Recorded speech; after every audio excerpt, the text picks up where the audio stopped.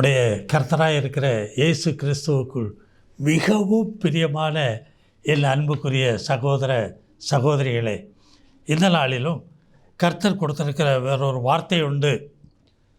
மத்தேயு 7:7 கேளுங்கள் அப்பொழுது உங்களுக்கு கொடுக்கப்படும், தேடுங்கள் அப்பொழுது கண்டடைவீர்கள், தட்டுங்கள் அப்பொழுது உங்களுக்கு திறக்கப்படும். அவர் சொன்ன வார்த்தைகள். சரி, அது என்ன அப்பொழுதுன்னே சொல்கிறாரு. கேட்க எவனும் பெற்றுக்கொள்கிறான், தட்டுகிறவனுக்கு அது திறக்கப்படுகிற என்றெல்லாம் சொல்கிறாரு. இப்போது தட்டுங்கள்னு சொல்ல ஆரம்பிக்கிறான்னு பாருங்கள். கேளுங்கள்னு சொன்னார், பிற தேடுங்கள்னு சொன்னார், அது பிற சொல்ல தட்டுங்கள். எவ்வளவு படிப்படியாக காரியங்களை செய்ய வேண்டியது பாருங்கள். தேவனுடைய ராஜ்யம் வெறும் பேச்சில் அல்ல, பலத்திலே அல்லது பலவந்த பண்ணுகிறவர்கள் அதை பிடித்து கொள்கிறார்கள். முதல்ல கேட்குறாங்க, பிறகு பார்த்தீங்கன்னு சொன்னால் தேடுறாங்க. அதுக்கு பிறகு ஒரே வார்த்தையிலே இது மூன்றாவது காரியமாக சொல்லப்பட்டிருக்குது, தட்டுகள். அப்போ தட்டுகள்னால் அதுக்கு என்ன பொருள், அர்த்தம் என்ன என்பதை தான் நம்ம பார்க்க போகிறோம். ஏசாயா 55:6 பார்த்தீங்கன்னா, கர்த்தரை கண்டடையத்தக்க சமயத்தில் அவரை தேடுங்கள். தேடுறது எப்போன்னா அவரை கண்டடையத்தக்க சமயம். நல்ல சபை கிடச்சிருக்கு, நல்ல போதகர்கள் கிடச்சிருக்காங்க, வேத வாசிப்பு உனக்கு அதிகமாக கொடுக்கப்படுது, அல்லது வீட்டில் அப்படிப்பட்ட ஒரு காரியங்கள்லாம் உனக்கு கிடச்சிருக்குது, அந்த அப்படிப்பட்ட குடும்பத்தில் பிறந்திருக்கலாம். ஆனாலும் அவர் சொல்கிறாரு, கர்த்தரை கண்டடையத்தக்க சமயத்தில் அவரை தேடுங்கள், அவர் சமீபமாக இருக்கையில் அவரை நோக்கி கூப்பிடுங்கள். அதனுடைய அர்த்தம் என்னென்னா, இடைவிடாமல் ஜெபம் பண்ணுங்கிறாரு. அதைத்தான் பார்க்க போகிறோம். சங்கீதம் 32:5 நான் என் அக்கிரமத்தை மறைக்காமல் என் பாவத்தை உமக்கு அறிவித்தேன், என் மீறுதல்களை கர்த்தருக்கு அறிக்கையிடுவேன் என்றேன், தேவரீர் என் பாவத்தின் தோஷத்தை மன்னித்தீர். அதான் சமயம், பாவத்தை அறிக்கை பண்ணுறது. அதில் வாலிப பிராயத்தில் ரொம்ப ஜாக்கிரதையாக இருக்கணும். அப்படியே தான் அவங்க தேடி கண்டுபிடிக்க முடியும், அவங்க கேட்டு பெற்றுக்கொள்ள முடியும். அதிலும் மேலாய் தட்ட வேண்டியது இருக்கும். ஐயோ ஐயோ ஐயோன்னு சொல்லி வாழ்க்கையில் கதறி கூப்பிடுகிற ஒரு காரியம். தேவனுடைய ராஜ்யம் பலவந்தம் பண்ணுகிறவர்கள் தான் அதை பிடித்து கொள்கிறார்கள். அதுக்குத்தான் தட்ட சொல்கிறாரு. வேறு என்னமோ நினைக்காதீங்க. உன் குடும்பத்து தேவைகள் எல்லாவற்றையும் அவருக்கு தெரியும். நீங்கள் கேட்கறதுக்கு முன்னே உங்களுக்கு இவைகளெல்லாம் தேவை என்று உங்கள் பரமபிதா அறிந்திருக்கிறார்ப்பா. முதல்ல இந்த தேவனுடைய ராஜ்யத்தை தட்டி பிடித்து கொள்ள தெரியணும்.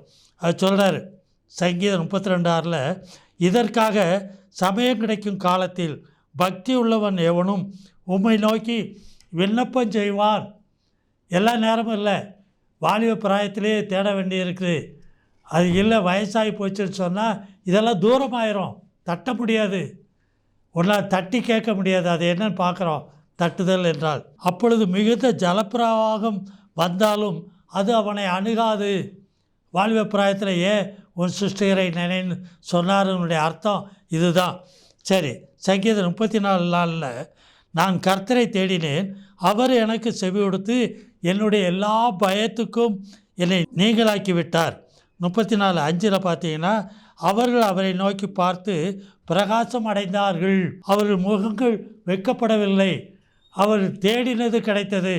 ஏன்னா தட்டதாங்க, எனக்கு எப்படியாவது அது வேணும்னு சொல்லி விடாப்பிடியாக ஜெபம் பண்ணினார்கள்.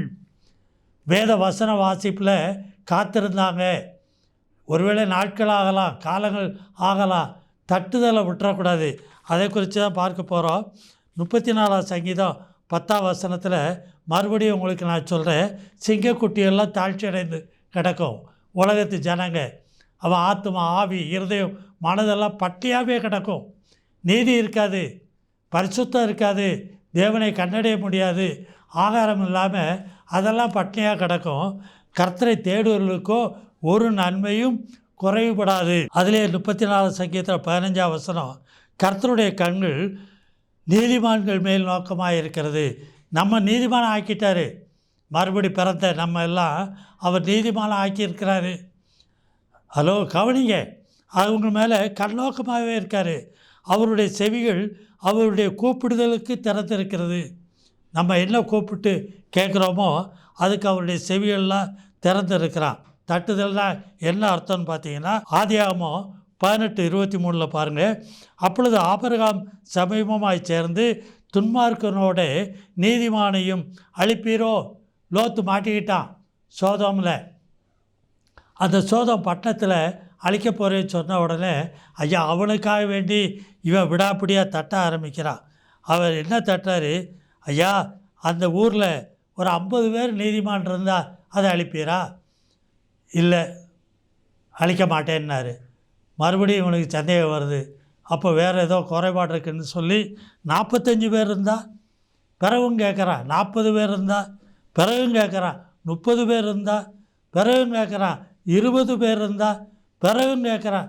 10 பேர் அப்படி நீதிமான்கள் இருந்தால் அவங்கள நீர் அழிப்பீரோ? அந்த பட்டணத்தை அழிக்கக்கூடாதே, லோத்து ஒப்பா போயிடுவானே. தட்டுறான், தட்டி தட்டி கேட்குறான். ஒரு கேள்வியில் விட்டுறல, அவனை காப்பாற்றும் விடுதலையாக்கணும் சொல்லிட்டு ஜெபத்தை முடிக்கலை, தட்டிக்கிட்டே இருந்தான். இதான் ஆபிரகாம்.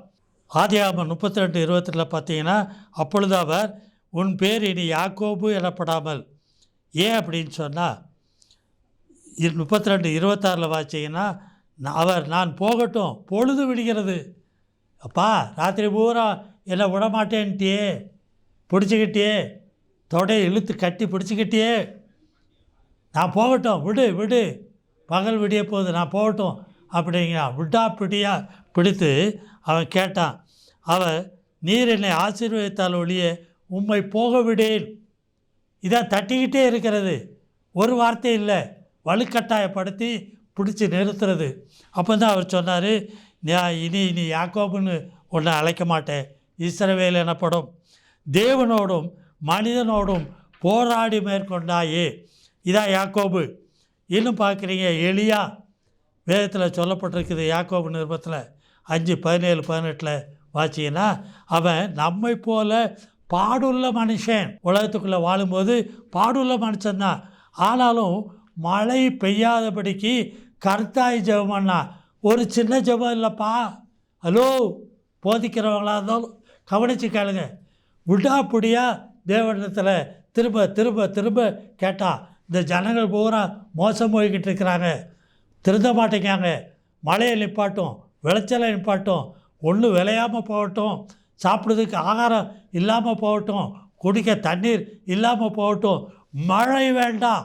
கர்த்தர் மௌனமாக இருக்கார், விட மாட்டேங்கான், திரும்ப திரும்ப தட்டுறான். அப்படி கேட்டு தான் மழையை நிப்பாட்டினா. அதான் கருத்தாய் ஜெபம் பண்ணான். கருத்தாய்னா திரும்ப திரும்ப தட்டுதல். லூக்கா 18 1-5 வரைக்கும் வாட்சி சொன்னால், ஒரு விதவை என்ன செய்கிறாலாம், அந்த ஊரில் இருக்கிற நியாயாதிபதி அவன் தேவனுக்கும் பயப்பட மாட்டான், மனுஷனையும் மதிக்க மாட்டேங்கான். ஆனாலும் அவங்கள்ட்ட போய் அவள் கேட்குறா, எனக்கும் எதிராளிக்கும் ஒரு காரியம் இருக்குது, அதை தீர்த்து வையும் அப்படின்னு சொல்லி, அது நியாயம் செய்யணும்னு சொல்லி அவள்கிட்ட போய் கேட்குறா. 1 நாள் 2 நாள் இல்லைப்பா, எப்போ பொழுது விடியும்னு வரைக்கும் காலையிலேயே போய் வீட்டு வாசலில் நிற்கிறான். பொழுது சாயிற வரைக்கும் நிற்கிறான். அங்கே யார் அங்கே நிற்கிறான்னு இவன் கேட்குறான். வேலைக்காரங்க ஒடியான்னு சொல்கிறாங்க.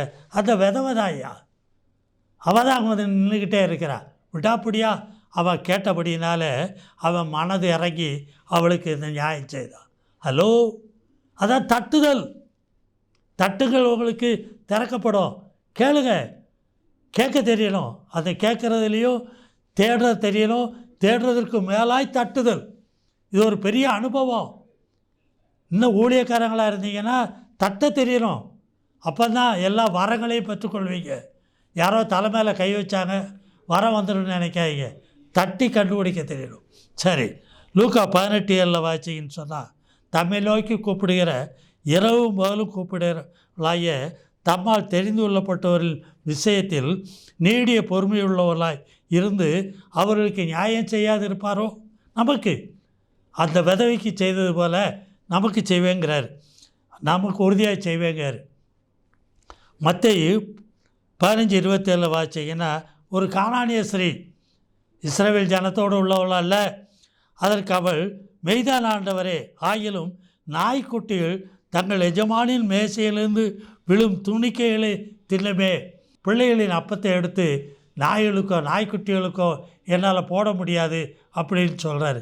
அப்போ சொல்கிறாரு, நீர் உங்கள் பிள்ளைகளுக்கு கொடுக்கிறு, மேய்ச்சலை திங்க தெரியாமல் தின்னு கீழே சிந்துது. கீழே விழுந்ததை எடுத்து மறுபடியும் பிள்ளைகளுக்கு கொடுப்பிறா, அது நாய்க்குட்டிகள் பறக்கட்டும், அதில் அது பிழைச்சிக்கிடும்னு சொல்கிறா. பெரிய விசுவாசப்பா.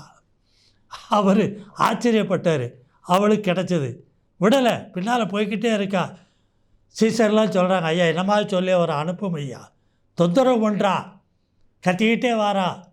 பாருங்கள், இதெல்லாம் எவ்வளோ பெரிய காரியம். ஏதாவது தட்டுகள். பரதிமேயுங்கிற ஒரு குருடான மனுஷன் வழியில் உட்காந்து பிச்சை கேட்டுக்கிட்டு இருக்கிறான். போகிற ஜனங்களெல்லாம் இவன் தாவீதின் குமாரனே எனக்கு இறங்கும்னு கூப்பாடு போடுறான். ஜனங்கள்லாம் அதட்டுறாங்க. ஒரு ஆள் ரெண்டு ஆள் இல்லை, ஹலோ ஏய் பேசாமரு பேசாமரு கத்தாமரு.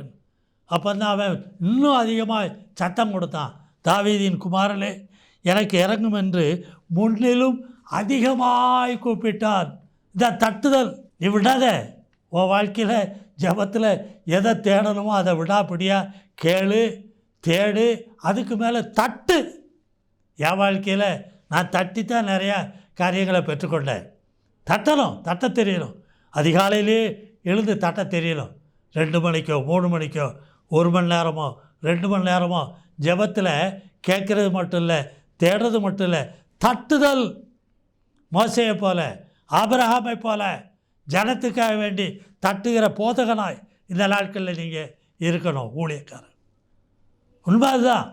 இன்னும் சொல்கிறாரு, ஒரு சமாரிய பெண்ணு விடலை, என் தாகம் தீரணும். ஐயா நீர் யார்? யூதனாக இருந்தீர், தீர்க்கதரிசியாக பார்க்குறேன், உங்கள்கிட்ட வாளி இல்லை, கயிறு இல்லை, இந்த கிணத்துலேருந்து என்ன தண்ணீர் நீர் எடுத்து கொடுக்க போயிரு. எல்லாத்தையும் தோண்டி எடுத்து பார்க்குறான், என்ன ஆகும்? இவர் சொன்னார், ஒரு வார்த்தை சொன்னார், நீ போய் உன் புருஷனை கூட்டிகிட்டு வா. என்ன இது? எனக்கு தாகத்துக்கு கேட்டால் இவர் என் புருஷனை கூட்டு வர சொல்கிறாரு. இவன் உடனே சொன்னால் எனக்கு புருஷன் இல்லை. அப்போ அவர் சொன்னார், நீ சொன்னது மெய்தான், புருஷன் இல்லை என்று சொன்னது. புருஷன் இல்லைங்கிறது மெய்ன்னு சொல்லலை, நீ சொன்னது உண்மைதான், மெய்தான். என்ன அப்படின்னா, உனக்கு 5 புருஷர்கள் இருந்தார்கள், 5 புலன்கள், அது உனக்கு புருஷனாக இனி இருக்க வேண்டாம் என்று சொல்ல. இப்பொழுது உனக்கு இருக்கிறவன் புருஷன் அல்ல, உலகத்தின் அதிபதி. அவங்களெல்லாம் விட்டுட்டு நித்திய புருஷனாய் நித்திய மணவாளனாய் நீ என்னை ஏற்றுக்கொள்ள ஆயானால் நீ உன் தாகம் தீர்க்கப்படும்.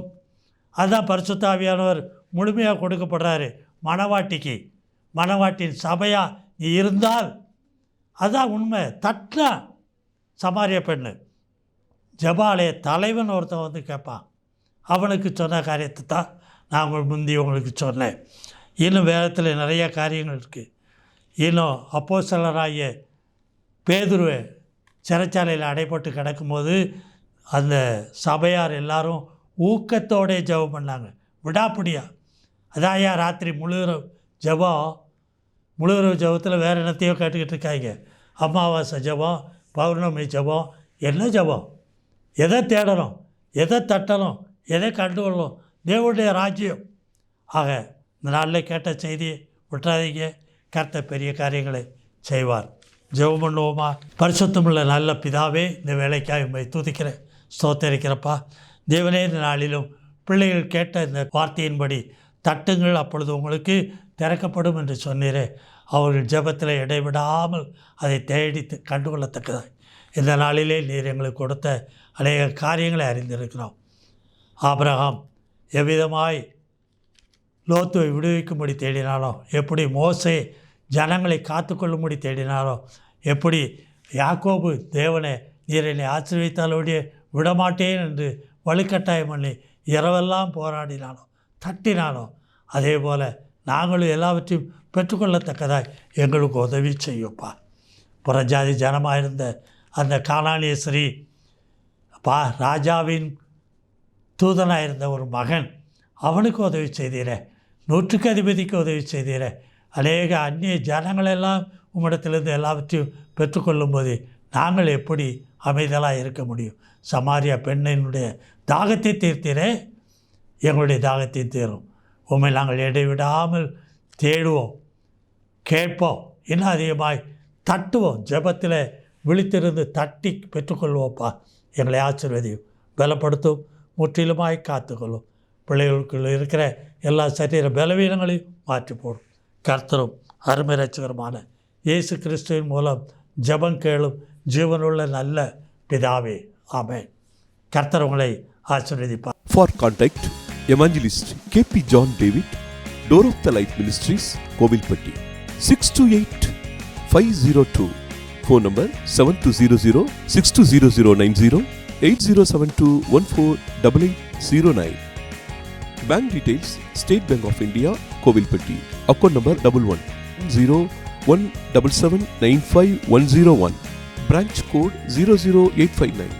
IFS code SBIN 0000859. MICR code 627002011.